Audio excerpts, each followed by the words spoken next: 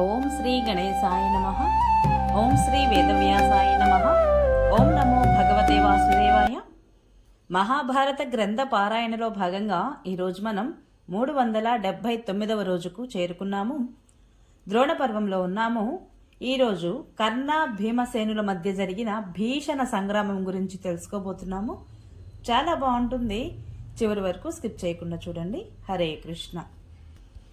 శుక్ల అంబరధరం విష్ణుం శశివర్ణం చతుర్భుజం ప్రసన్నవదనం ధ్యాయేత్ సర్వవిఘ్నోపశాంతయే. నారాయణం నమస్కృత్య నరం చైవ నరోత్తమం దేవీం సరస్వతిం వ్యాసం తతో జయముధీరయేత్.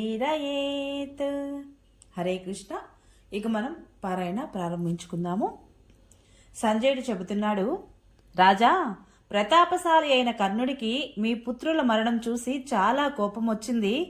అతనికి తన జీవితం కూడా భారం అనిపించింది.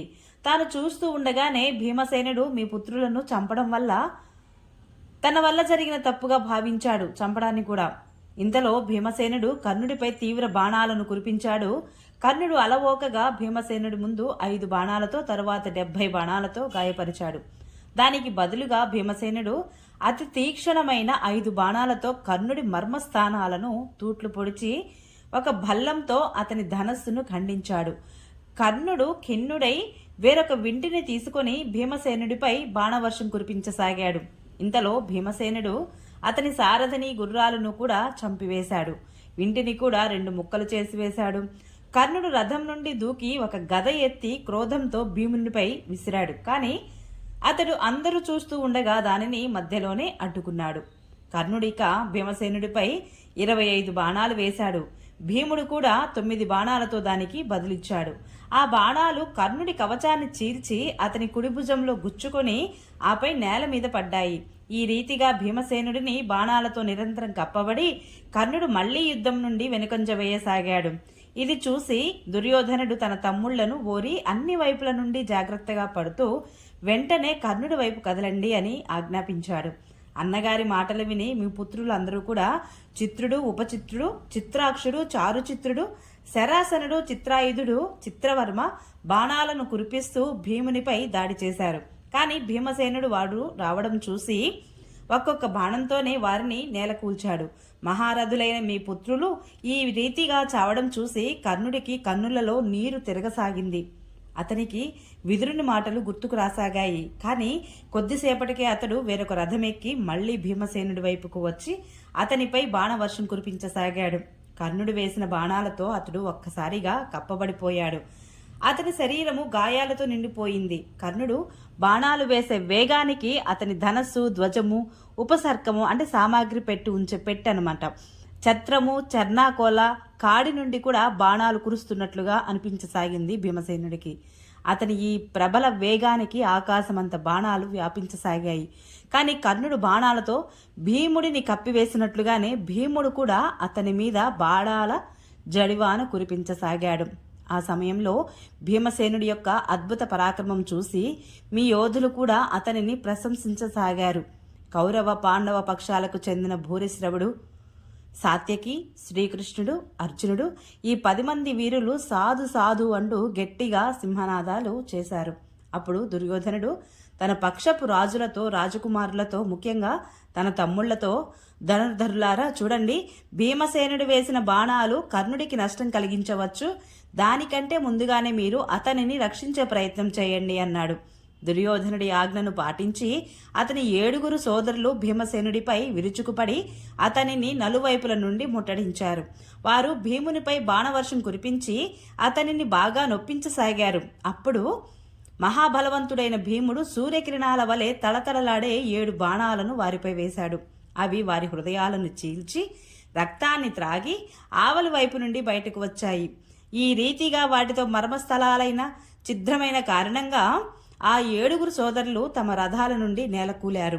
రాజా, ఈ రీతిగా భీమసేనుడి చేతిలో మీ పుత్రులు శత్రుంజయుడు, శత్రుసహుడు, చిత్రుడు, చిత్రాయుధుడు, ధృఢుడు, చిత్రసేనుడు, వికర్ణుడు అనే 7 చనిపోయారు. మరణించిన మీ పుత్రులలో తనకు ఇష్టుడైన తమ్ముడు వికర్ణుడి కోసము పాండుసుతుడు భీమసేనుడు మిక్కిలిగా రోధించాడు. అతడు, సోదర వికర్ణ, ధృతరాష్ట్ర పుత్రులందరినీ చంపుతానని నేను ప్రతిజ్ఞ చేశాను, అందుకే నీవు కూడా చచ్చిపోయావు. ఇలా చేసి నేను నా ప్రతిజ్ఞను నెరవేర్చుకున్నాను. తమ్ముడు, నీవు విశేషించి యుధిష్ఠిరునికి మాకు మేలు చేయడంలో తత్పరుడవై ఉండేవాడివి. అయ్యో, యుద్ధం చాలా కఠోర ధర్మం కదా అని విలపించసాగాడు భీమసేనుడు కూడా. ఆ తరువాత భీమసేనుడు గట్టిగా సింహనాదం చేశాడు. అది విని యుధిష్ఠిరునికి చాలా ఆనందం కలిగింది. ఇటు తమ యొక్క 21 మంది పుత్రులు యుద్ధభూమిలో రాలిపోవడం చూసి దుర్యోధనుడికి విదురుని మాటలు జ్ఞప్తికి రాసాగాయి. అతడు మనసులోనే, విదురుడు మా మేలు కోరి చెప్పిందంతా ఇప్పుడు ప్రత్యక్షంగా కనిపిస్తోంది అని అనుకున్నాడు. ఎంత ఆలోచించినా కూడా అతనికి ఈ సమస్యకు సమాధానం దొరకలేదు. రాజా, ద్యూత సమయంలో ద్రౌపదిని సభలోకి రప్పించి దుర్బుద్ధి కలిగిన మీ పుత్రుడు దుర్యోధనుడు, కర్ణుడు ఆమెతో, కృష్ణ, పాండవులు ఇప్పుడు నష్టపోయి ఎప్పటికీ దుర్గతిలో కూరుకుపోయారు, నీవు వేరొక భర్తను ఎంచుకో అన్నారు. దానికి ఫలితమే ఈనాడు ఎదురైంది. విదురుల వారు ఎంతో లబలబలాడుతూ వేడుకొన్నా కానీ అతనికి మీ నుండి సంతోషకరమైన సమాధానం లభించలేదు. ఇప్పుడు మీరు దుర్యోధనుడు ఆ దుష్టబుద్ధికి తగిన ఫలాన్ని అనుభవించండి. నిజానికి ఈ గొప్ప అపరాధం మీదే సుమా అన్నాడు. అప్పుడు ధృతరాష్ట్రుడు అంటున్నాడు, సంజయ, ఇందులో విశేషించి నా అపరాధమే ఎక్కువ. నేడు దాని ఫలమే ప్రత్యక్షంగా లభిస్తోంది. ఈ మాటలను నేను శోకంతో పాటు స్వీకరించాల్సిందే. కానీ జరగవలసిందేదో జరిగిపోయింది. ఇక ఇప్పుడు ఈ విషయంలో ఏం చేయాలి? మంచిది, నేను చేసిన అన్యాయం వలన ఇకపై వీరులు ఎలా మరణించారో అది చెప్పు అన్నాడు. సంజయుడు మరలా చెప్తున్నారు, మహారాజా, కర్ణ, భీమసేనులు ఇద్దరు కూడా మేఘం నీటిని వర్షించినట్లుగా బాణాలను కురిపించసాగారు ఒకరి మీద ఒకరు. భీమనామాంకితమైన బాణాలు అనేకం కర్ణుడికి ప్రాణాంతకమై అతని శరీరంలో గుచ్చుకుంటున్నాయి. అదే విధంగా కర్ణుడు వేసిన 100,000 బాణాలు కూడా భీమసేనుడిని కప్పివేస్తున్నాయి. భీముడు వదిలిన బాణాలు మీ సైన్యాన్ని సంహరిస్తున్నాయి. యుద్ధంలో చనిపోయిన ఏనుగులు, గుర్రాలు, మనుషుల కారణంగా రణభూమి అంతా కూడా తుఫానుకి పెళ్లగింపబడి పడిపోయిన చెట్లతో నిండిపోయినట్లుగా అనిపించింది. భీమసేనుడి బాణాలకు తట్టుకోలేక మీ యోధులు రణరంగం విడిచి పారిపోతున్నారు. కర్ణ, భీమసేనుల బాణాల బాధలకు తట్టుకోలేక సింధు, సౌవీర, కౌరవ సేనలు యుద్ధభూమికి దూరంగా పోయి నిల్చున్నారు. ఆ సమయంలో యుద్ధంలో చనిపోయిన ఏనుగులు, గుర్రాలు, మనుషుల రక్తంతో ఏర్పడిన భయంకరమైన నదిలా ప్రవహించసాగింది. అందులో చనిపోయిన ఏనుగులు, గుర్రాలు, మనుషులు తేలుతున్నారు. రాజా, ఇప్పుడు కర్ణుడు భీమసేనుడిని 3 బాణాలతో కొట్టి అనేక చిత్ర విచిత్రమైన బాణాలను కురిపించసాగాడు. భీమసేనుడు కర్ణి అనే పేరుగల బాణాన్ని, అత్యంత తీక్షణమైన దానిని కర్ణుడి చెవికి తగిలేలా వేశాడు. దానితో కుండలంతో పాటు అతని చెవి తెగి కింద పడిపోయింది. తరువాత భీముడు ఒక బాణంతో అతని రొమ్మున ప్రహరించి ఇంకా 10 బాణాలను వేశాడు. అవి అతని నుదిటికి గుచ్చుకున్నాయి. ఈ రీతిగా గట్టిగా గాయపడడం వలన కర్ణుడికి మూర్ఛ వచ్చింది. అతడు రథకూబరాన్ని ఆనుకొని కళ్ళు మూసుకున్నాడు. కొద్దిసేపటికి తెలివి వచ్చింది. మహావేగంగా భీమసేనుడి రథం వైపు వెళ్లి అతని మీద 100 బాణాలు వేశాడు. భీమసేనుడు క్షురప్రమము అనే బాణంతో అతని ధనస్సును ఖండించి అట్టహాసం చేశాడు. కర్ణుడు ఇంకొక విల్లందుకున్నాడు, కానీ భీమసేనుడు దానిని కూడా విరక్కొట్టాడు. ఇలా ఒక్కొక్కటిగా కర్ణుడి విండ్లను 18 భీముడు విరక్కొట్టాడు. సింధు, సౌవీర, కౌరవ వీరుల్లో అనేకులు భీముడు చంపివేయడము, అతడు చంపిన ఏనుగులు, గుర్రాలు, మనుషులతో రణభూమి అంతా నిండిపోవడము చూసి కర్ణుడుకు మిక్కిలి కోపము, క్రోధము కలిగింది. భీముని మీద అతి తీవ్రమైన బాణాలను వర్షించసాగాడు. కానీ భీముడు వానిలో ఒక్కొక్క దానిని 3 బాణాలతో ఖండించి అతనిపై భీషణ బాణ వర్షం కురిపించసాగాడు. ఇక కర్ణుడు తన అస్త్ర కౌశలంతో అనేక బాణాలను వేసి భీముని యొక్క అమ్ముల పొదిని, వింటిని, నారిని, గుర్రాల కళేల్ని, జీనులను నరికి వేశాడు. గుర్రాలను చంపి 5 బాణాలతో సారథిని కూడా ఎరగొట్టాడు. ఈ రీతిగా విల్లు లేకపోవడంతో మహాబలి అయిన భీముడు ఒక శక్తికి ఎత్తి క్రోధంతో దానిని కర్ణుడి రథం మీద వేశాడు. కర్ణుడు 10 బాణాలతో దానిని మధ్యలోనే ఖండించి వేశాడు. ఇక భీముడు కత్తిడాలు చేతపట్టుకొని కత్తిని గిరగిరా తిప్పుతూ కర్ణుడి రథం మీదికి విసిరాడు. అది కర్ణుడి వింటిని నారితో సహా ఖండించి నేలపై పడింది. అప్పుడు కర్ణుడు ఇంకొక విల్లు తీసుకొని భీముడిని చంపాలనే ఉద్దేశంతో అతనిపై బాణాలను కురిపించసాగాడు. కర్ణుడి బాణాలకు తట్టుకోలేక బాధపడి భీముడు ఆకాశంలోకి గెంతాడు.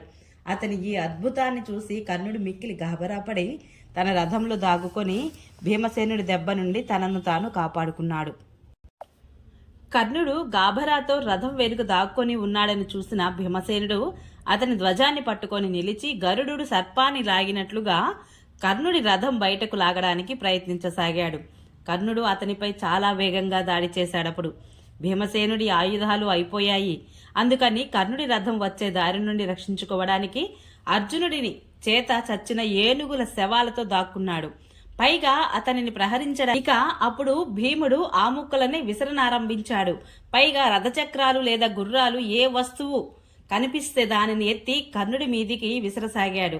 అతడు విసిరిన దానినల్లా కర్ణుడు ఖండించి వేస్తున్నాడు. ఇక భీముడు పిడిగుద్దులు గుద్ది కర్ణుడిని చంపాలనుకున్నాడు. కానీ అర్జునుడి యొక్క ప్రతిజ్ఞ గుర్తుకు వచ్చి తాను అందుకు సమర్థనుడైనా అతనిని చంపాలనే ఆలోచనను విరమించుకున్నాడు భీమసేనుడు. ఈ సమయంలో కర్ణుడు తన వాడి బాణాలతో పదే పదే కొడుతూ భీముడిని మూర్ఛ పొందించాడు. కానీ కుంతి మాట జ్ఞాపకం వచ్చి శస్త్రహీనుడైన దశలో అతడు కూడా అతనిని చంపలేదు. అయినా అతని దగ్గరకు వెళ్లి అతని శరీరంలో తన వింటిని కొనను గుచ్చాడు. దాని స్పర్శ తగలడంతోనే భీమసేనుడికి కోపం పెల్లుబికింది. అతడు ఆ ధనస్సును లాక్కొని కర్ణుడి మస్తకానికి వేసి కొట్టాడు. ఆ దెబ్బతిన్న కర్ణుడి యొక్క కనుబొమ్మలు ఎర్రబడ్డాయి. అతడు అతనితో, ఒరే మూతి మీద మీసం లేదా మూర్ఖుడా, పొట్ట పెంచినవాడా, నీకు అస్త్రశస్త్రాలు పట్టుకునే తెలివైతే లేదు కానీ యుద్ధం చేయాలనే ఉత్సాహము ఎంతగా ఉందంటే నాతోనే తలపడేంత చాంచల్యం ఉంది నీకు. ఓరి దుర్బుద్ధి, రకరకాల ఆహార పానీయాది వస్తువులు ఎక్కడ ఎక్కువగా ఉంటాయో నీవు అక్కడే ఉండాలి. యుద్ధంలో నీవు ఎప్పుడూ ముఖం చూపించకూడదు. నీవు పళ్ళు పువ్వులు మూలాలు మొదలైనవి తినడంలోనూ వ్రతనియమాదులు పాటించడంలో మాత్రమే తప్పకుండా కుసిరడివి. కానీ యుద్ధం చేయడం నీకు తెలియదు. ఆహా, ఎక్కడ యుద్ధము, ఎక్కడ మునివృత్తి సోదరా, నీకు యుద్ధం చేసే తెలివి లేదు. అడవిలో ఉంటే నీకు ఆనందంగా ఉంటుంది కాబట్టి నీవు అడవికే వెళ్ళు. అంతగా నీకు పోరాడాలని ఉంటే ఇతరులతో పోరాడు. కానీ నా వంటి వీరుల ఎదుటికి రావడం నీకు శోభ కలిగించదు. నా వంటి వీరులతో పోరాడితే ఇదిగో ఇలాంటిదే లేదా ఇంతకంటే ఎక్కువ దుర్గతి కూడా కలుగుతుంది. ఇక నీవు అర్జునుడి వద్దకు వెళ్ళు, లేదంటే కృష్ణుడి వద్దకు వెళ్ళు. వారు నిన్ను రక్షిస్తారు. లేదా ఇంటికి వెళ్ళు. కుంక, యుద్ధం చేసి ఏమి పాముకుంటావు అని నోటికి వచ్చినట్లు మాట్లాడాడు కర్ణుడు. కర్ణుడు పలికిన ఈ కఠిన వచనాలు విని భీమసేనుడు యోధులందరి ముందు హేళనగా, ఓరి దుష్టుడా, నేను నిన్ను ఎన్నో మార్లు ఓడించాను. నీ నోటి వెంట ఇలాంటి బడాయి తిరుగుపోతు మాటలు ఎందుకు వస్తున్నాయి? జయాపజయాలు అనేవి ఇంద్రునికి కూడా ఉన్నాయని మన ప్రాచీనులు గమనిస్తూనే ఉన్నారు. ఓరి హీన వంశజుడా, ఇప్పుడైనా నీవు నాతో మల్ల యుద్ధం చేసి చూడు. మహాబలుడు మహాభోగి అయిన కీచకుడిని పడవలసినట్లుగానే ఈ రాజులందరి ఎదుట నిన్ను కూడా యమునికి అప్పగించనా అన్నాడు. బుద్ధిమంతుడైన కర్ణుడు భీమసేనుడి మాటలలోని ఆంతర్యాన్ని గ్రహించి ధనుర్ధరులందరి ఎదుటనే యుద్ధం నుండి విరమించుకున్నాడు. భీమసేనుడిని విరధుడిని చేసి శ్రీకృష్ణార్జున సమక్షంలోనే కర్ణుడు అన్నకూడని మాటలు అనడంతో కృష్ణుడి ప్రోత్సాహంతో అర్జునుడు అతనిపై ఎన్నో బాణాలు వేశాడు. గాంధీవం నుండి వెలువడిన ఆ బాణాలు కర్ణుడి శరీరంలో దిగబడ్డాయి. వాటిలో బాధ కలిగి అతడు వెంటనే మహావేగంగా భీమసేనుడి ఎదుటి నుండి పారిపోయాడు. అప్పుడు భీమసేనుడు సాత్యకి రథం ఎక్కి అర్జునుడి వద్దకు చేరుకున్నాడు. అదే సమయంలో అర్జునుడు మహాలాఘవంగా కర్ణుడిని లక్ష్యంగా చేసుకొని కాలుని వంటి ఒక కరాళ బాణాన్ని వేశాడు. కానీ అశ్వత్థామ దానిని మధ్యలోనే ఖండించాడు. దీనితో కుపితుడైన అర్జునుడు అశ్వత్థామపై 64 బాణాలతో గాయపరిచి కొద్దిగా నిలువు పారిపోకొని గట్టిగా అరిచాడు. కానీ అర్జునుడి యొక్క బాణాల తాకిడికి తట్టుకోలేక బాధపడిన అశ్వత్థామ రథాలతో మదపుటేనుగులతో నిండిన సేనలో దూరిపోయాడు. అర్జునుడు తన బాణాలతో ఆ సైన్యాన్ని బాధిస్తూ కొంత దూరము అతనిని వెంబడించాడు. కానీ అనంతరం కూడా అతడు అనేక ఏనుగులను, గుర్రాలను, మనుషులను చీల్చివేస్తూ ఆ సైన్యాన్ని సంహరించసాగాడు. ఓం నమో భగవతే వాసుదేవాయ. ఈరోజు పారాయణ ఇంతటితో సమాప్తం. రేపు మనము సాత్యకి అర్జునుడిని చేరుకొనుట, అర్జునుడు ధర్మరాజుకై చింతించుట గురించి తెలుసుకుందాము. ఈ వీడియో మీకు నచ్చినట్లయితే please subscribe my channel, like, share, comment please. Thank you.